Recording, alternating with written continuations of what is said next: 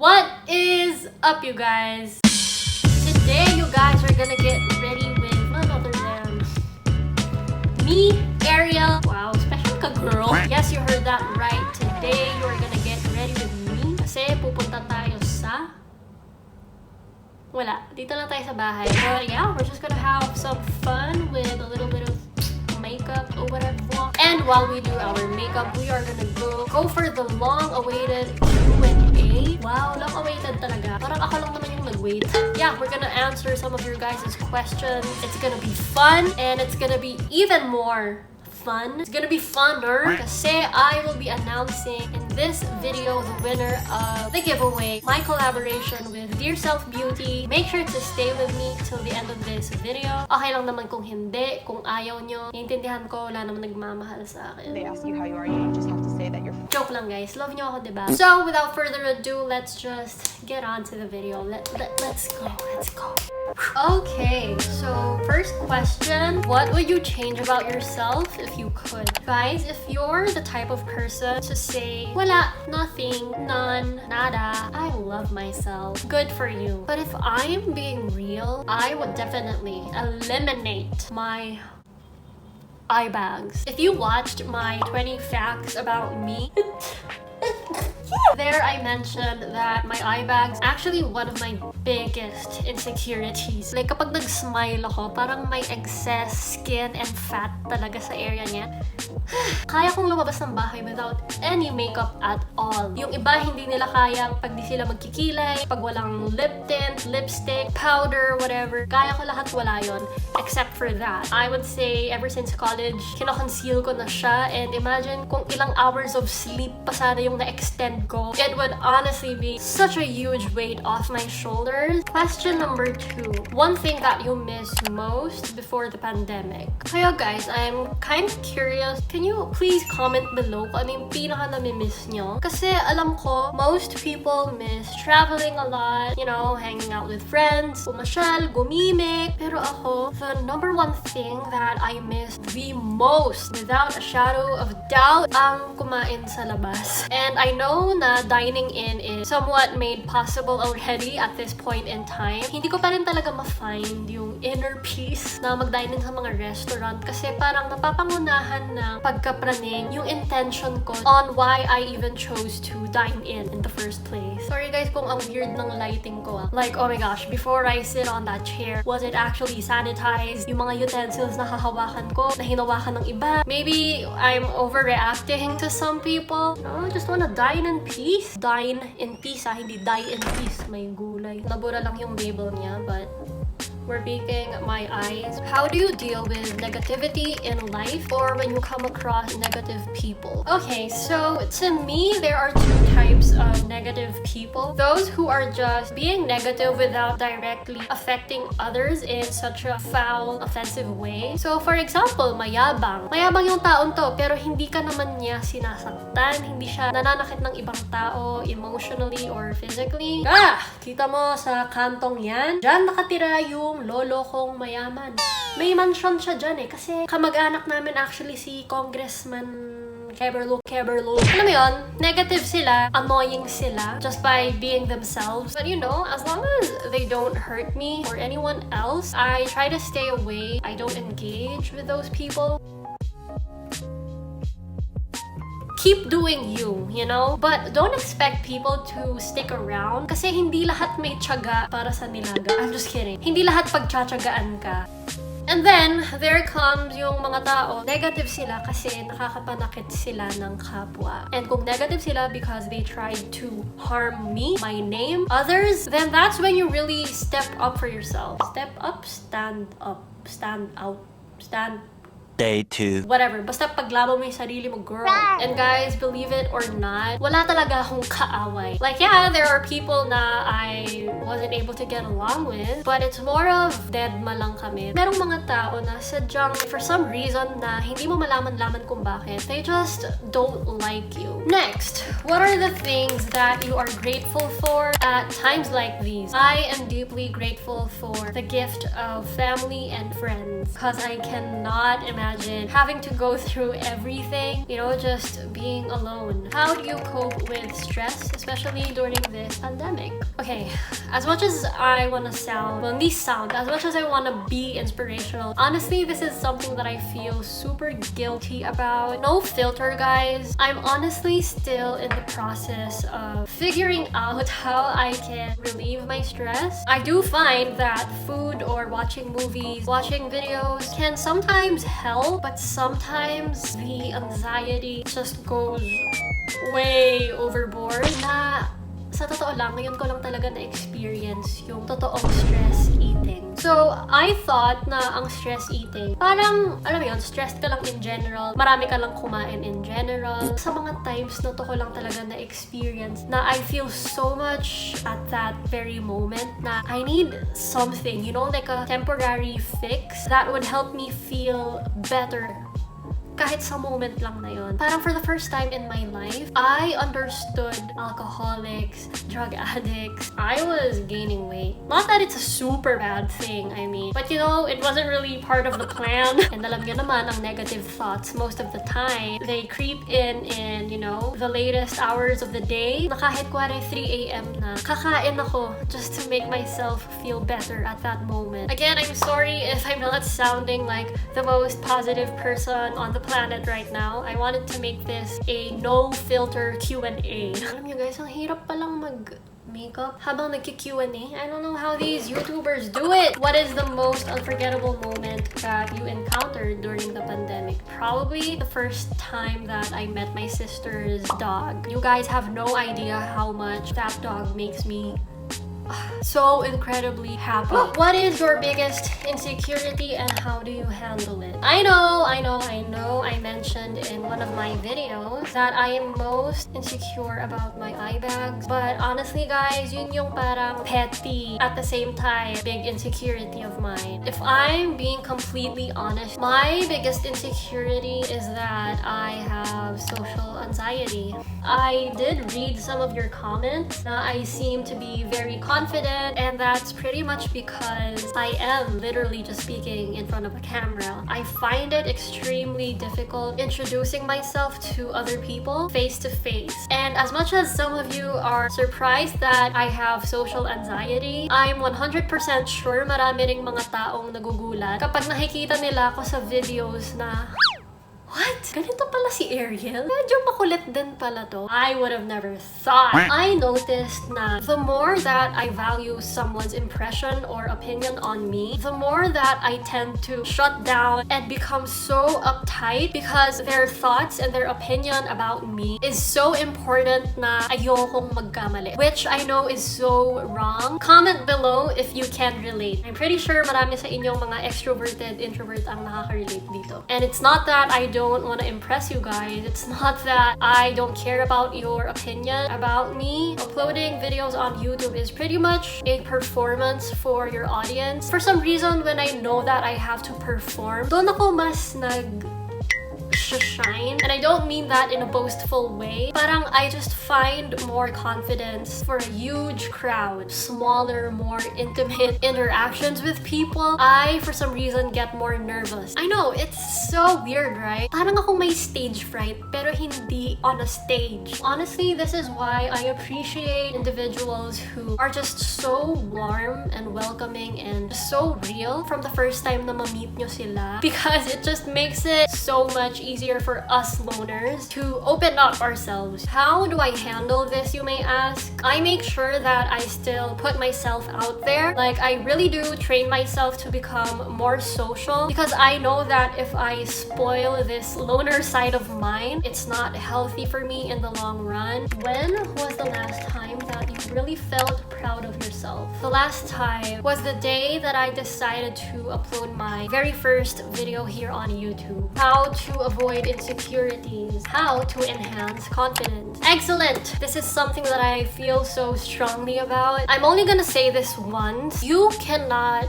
avoid insecurities. You can work and improve on some of them, but you will never and can never ever be completely satisfied about yourself, about everything. Even after ma-overcome ng isang tao yung isang insecurity niya, something will always come up eventually, kahit maliit lang yan. This is because man is insatiable. Meaning, hindi basta-basta nagiging contented ang isang tao. Kung meron mang tao sa earth na lalapit sa inyo para sabihin na wala siyang insecurity at all, I'm telling you, he or she is probably so insecure that he or she is trying to overcompensate by showing off how confident they are. Now, how to enhance confidence? Finally, a valid question. This can only happen if you begin and choose to love yourself enough, just enough that you are willing to work on the things that you know you are lacking. So for example, me, alam ko, I'm not the best when it comes to social skills, so I see to it na I always try to step out of my comfort zone. And I do this because I love myself enough for me to become a better person. However though, if you're insecure about something that is beyond your control, for example, your looks. Ngayon, hindi tayo magiging cliche. You are beautiful. Beauty is from within. I mean, although all of that is true, sometimes it's not the things that you want to hear. Because we've heard all of that so many, countless times already. Let's be honest, it doesn't help anymore. I totally understand that there are guys and girls out there who are so insecure, they literally feel ugly because they were born a certain way, or they don't look the way na they wish they did. If you're someone who is struggling with physical insecurity, what I would like to tell you today is that beauty is subjective. And ito, I'm sure narinig nyo na to. Beauty is in the eye of the beholder. To you, you may think that you're unattractive because in your eyes, maybe you don't meet the trendy description or standard ng beauty nowadays. But I'm sure that in the eyes of others, or maybe even in the eyes of that one special someone, you are just the most gorgeous person ever. And this is because there's this thing called preference. Guys, merong morena ang type. Meron ang gusto maputi. Yung iba, chinita ang gusto. Yung iba, ayaw yan. Merong gusto matangkad. Meron gusto maliit. Yung iba, gusto chubby para may bilbil na nakukurot. Batak, buff. So, stop aligning yourself so much sa kung anong tingin mong sikat na maganda o guwapo. Especially in the time of social media. Napakalaking source of negativity and toxicity talaga na social media, especially sa generation natin. But, think about it. If everybody literally looked the same, sa tingin nyo ba magkakaroon pa ng such thing as type? Like the saying, if everything is blue, then nothing is blue. Okay, now let me just give you some time to process.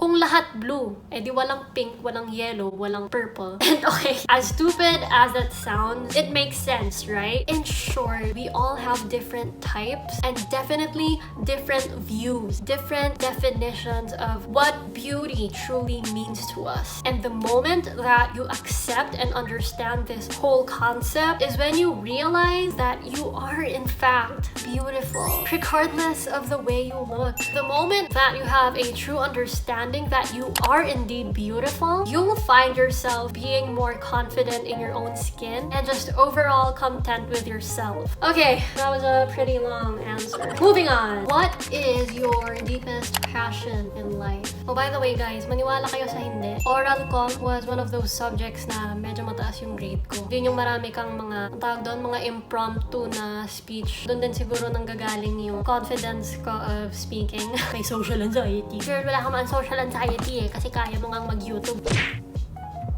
I think masyado siyang nandito. Dapat mas pagano. It is what it is, brothers and sisters. Okay, I feel like a lot of people mistaken passion as a craft that you have an expertise on. Partly that's true naman. Passion naman can be in the form of a craft. People tend to expect that all doctors are most passionate about curing their patients, or that cooks like me can only be possibly passionate about cooking. But what is the definition of passion? Passion is yung pagsuot ng mga damit-damit kasi passion.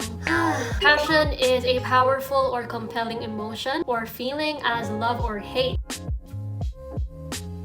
a strong or extravagant fondness, enthusiasm, desire for anything. So does that mean that an architect can be most passionate about exercise?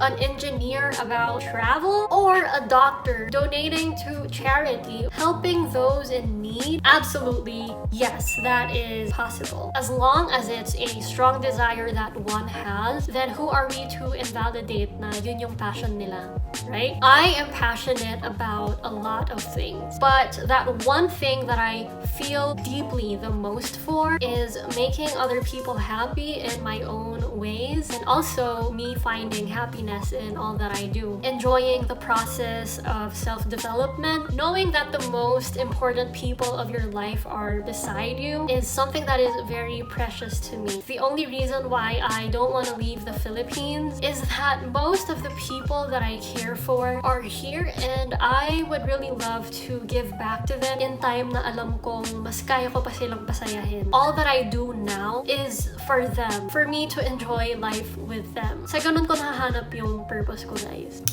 What's the most sensible thing you've heard someone say? I love this question. How you see me is a reflection of yourself. Think about that.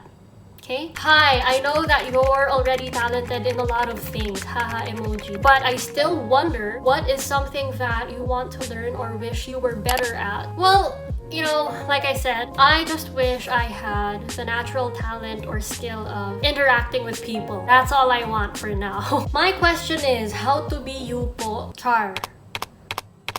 How do you juggle vlogging, cooking, and spending time with your jowa and friends? My answer is, girl, you can't be me. Char also. Well, my jowa and I, we work together, so that's basically out of the topic. So wala, it's just me giving up almost all of my free time kasi sa oras na hindi ako nagtatrabaho, I choose to keep myself inspired or keep creating content for you guys. So kung hindi ako nag-film, nag-e-edit ako. And about juggling time for my friends, wala, chat-chat na lang for now kasi alam niyo naman, social distancing. Share your skincare po. Super clear skin niyo po kasi eh. Alam nyo guys, kamuntikan ko na talagang i-deadma tong question na to. Because the first time I got it, akala ko parang wala-wala lang. But when I read multiple comments about my skin, I'm kind of considering making a video about that. Sobrang nag-hesitate ako at first because I don't have insane knowledge about skincare. But if you really do want to see my skincare routine, leave it in the comments. You guys are probably curious to see yung swatch ng Gleam Cream from Dear Self Beauty. So yan.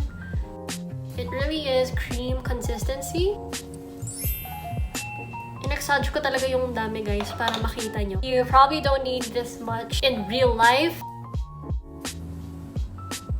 Y'all see that? How old are you? Can you tell us about your high school experience? I was born in 1995. I would honestly say na yung high school days ko were some of the best days of my life. If there's a time in my life that I would love to relive again, ang redundant ba? Relive again? That would absolutely have to be my high school days. Sobrang saya, walang adulting problems. Medyo marami din akong napag-participate na extracurricular activities, so that made my high school days quite interesting talaga. And yung high school friends ko, yung barkada talaga that I was able to keep, sila talaga yung masasabi kong constants ko. How did you start your vlog? I just did. Literally, I just did. There's no such thing as a sign if you're in that phase na, should I do it? Should I not? Medyo off topic, but somebody asked me if I edit my own videos. Kasi na-amaze daw siya. Yes, I do edit my own videos, guys. And this actually surprised me as well. Kasi in school, I never really was the type to volunteer para mag-edit ng videos. Parang natutunan ko na lang siya later on in life. Can you tell a story about your first heartbreak? Hahaha, tell us the lesson na natutunan mo so we can learn them. Sa mga nanonood ngayon, If you're in high school or anything, anywhere, younger than that, suggestion ko lang, wag kang maghanap ng love advice dito sa internet. Kung bata ka ha, try mo sigurong makinig muna sa magulang mo kasi mataas yung chance na tama sila. First heartbreak was in high school. Neneng-nene, I know. I wasn't even allowed to have a boyfriend yet at that time. But you know, life happens. And in the end, your girl got cheated on. Yes, this boy was apparently dating this other girl. I wouldn't be the person that I am today kung hindi sa mga experiences na yun in life na may natutunan ako. Pero hindi naman sa I'm romanticizing the idea of doing stupid things just for the sake of learning. That's not the point of this video. If relationships don't turn out the way you wanted them to, in the end, at least mas makikilala mo yung sarili mo. Mas magkakaroon ka ng understanding what you are looking for in a partner, and yung knowledge na yun, ma-apply mo in looking for, hopefully, the right one in the future. What do you regret the most, and what did you learn from it? Basta, makinig na lang kayo sa nanay nyo, guys. Para less regrets. Ate, name 3 things na hindi mawawala sa bag mo. Okay, so hindi ko na i-mention yung mga sobrang obvious, like cellphone, wallet, motherfucking tissue. Medyo malala kasi yung dust allergy ko, guys. Magde-decide na biglang gusto niyang mag-overflow. I'm talking about my sipon. Second thing, masasabi ko, siguro powder. Kasi oily skin type ako, guys. So, di ba nga lagi akong merong concealer dito sa under eyes ko. And kapag nag-oil up na, nagka-crease siya. And they look crusty AF, pabango or cologne, or honestly, kahit scented alcohol lang. Kasi ako, sobrang laking pet peeve ko talaga na nangangamoy pagkain ako, guys. Hindi ko kakayanin. Moving on, what is your realization during the pandemic? Kaya naman siguro ako nasa-stress ng ganito. It's because of all the realizations, issues with climate change, how this pandemic affected our economy. I think ito na yung toughest time in our lifetime. Well, at least I'm hoping sana ito na yon. I'm also thinking how this pandemic is affecting the timelines that we are setting on ourselves, because obviously everything is at halt right now. Feeling ko talaga parang tayong mga bata na grounded ng magulang. You're grounded, think about what you've done, isipin mo if you're doing your part for the betterment of the society. And it's even harder to digest that there are people who are so greedy that they have the nerve to take advantage of the whole situation. What does it mean to be a citizen of the world? Pang-essay ko to. Charot. To me, it means forgetting about your country for once. For once, not forever. And just start thinking about the welfare of all nations. Being a citizen of the world can simply mean not being a racist, doing your best to conserve the environment, you know, for a healthier, happier earth for everyone to live in. And I thank you! Hope nakatulong sa essay mo. Wink, wink, wink. You're so cute! Baby, wag ka nang mag-alinlangan. Who has influenced your life the most? My sisters. Sobrang laking effect sa taste, sa mindset, and just overall how I developed into the person that I am now. Just having 2 sisters experience life before me, how they get to experience college first, moving into dorms in Manila, getting into relationships and all that. Malaki talaga yung naging impact sa akin having 2 ates. If you were given 1 million in cash now, not tomorrow, but you can't ever eat one of your favorite foods, which one would you sacrifice? I think I'm gonna have to give up bagnet. And I know some of y'all might be reacting. Bagnet? Bakit bagnet? Sobrang sarap ng bagnet. Bakit hindi mo i-give up mo? That's the thing nga eh. Mahirap ngang i-give up kasi favorite mo, di ba? Anyway, kaya ako napiling bagnet kasi you can still somehow get that greasy, crunchy, satisfying goodness in other forms of pork. Chicharong bulaklak, pork belly in samgyeopsal, Korean barbecue. And you get 1 million in cash. One food that you can cook or eat for the rest of your life? I think mas mahirap na question to. One food for the rest of your life until you die. If I have to consider my health, then I would probably have to come up with something vegan, you know, anything vegan. Pero kung hindi naman natin i-count yun, steak. Not because it's my ultimate favorite, but I'm just being realistic on what I think I will still somehow like even after having it so many times. If I get sick of cooking it medium rare, maybe tomorrow well done naman. Or maybe today tenderloin, tomorrow ribeye naman. Okay, for the last question, wow, this is the longest that I have ever filmed so far. What made you want to start your cookie business, Cookie Heads? Cookie Heads is a business that my boyfriend and I started. We both had our versions or recipes of the classic chocolate chip cookie. One day, we just decided to combine or integrate yung recipes that we individually had. The first time we made it, it turned out pretty good, I must say. Friends, family members, a lot of them believed in our product so much that they encouraged us to sell these to the public. And it actually took us an entire year before we were able to call ourselves confident or comfortable na pagkakitaan tong product na to. Yung business, it really kicked in na totoo na to. People were complimenting, some would even say crazy things like, "This is the best that I've ever had." Like, that's insane. And those are their words, guys, okay? Not mine. And that ends our Q&A. Woo! That was a long one. But before we end this video, I am going to announce muna yung winners of the Dear Self Beauty giveaway. Congratulations to these winners. We have the major winner and the minor winners.